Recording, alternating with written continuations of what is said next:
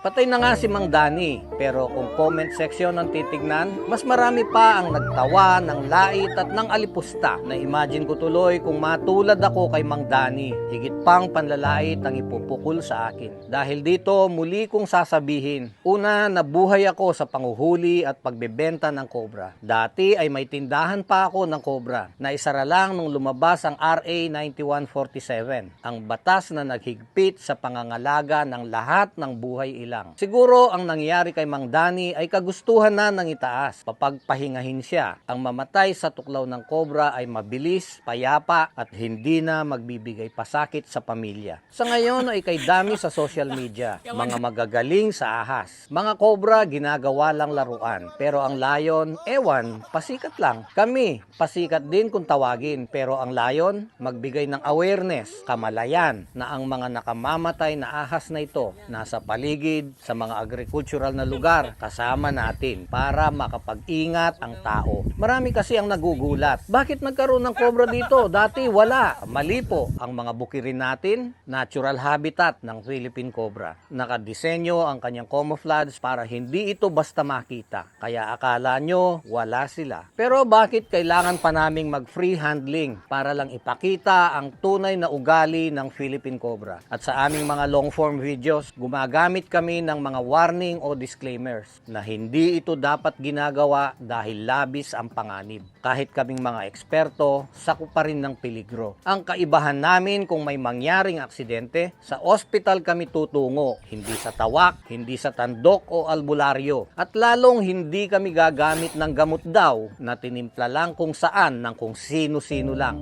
Pumanaw na nga si Mang Dani, ang Cobra King daw ng Leyte. Bukod sa kanya ay mayroon pa ngayong nag-aangkin na hindi sila tatablan ng kamandag ng kobra. Ako, madalas ko mang sabihin, tumanda ako sa paghawak ng ahas. Natuklaw ako noon ng ilang beses, na ospital at nakaligtas. Pero kahit kailan, hindi ko sinabi at hindi ko sasabihin kailanman na hindi ako tatablan ng kamandag dahil ito ay kasinungalingan lang ng ilang mayayabang dyan.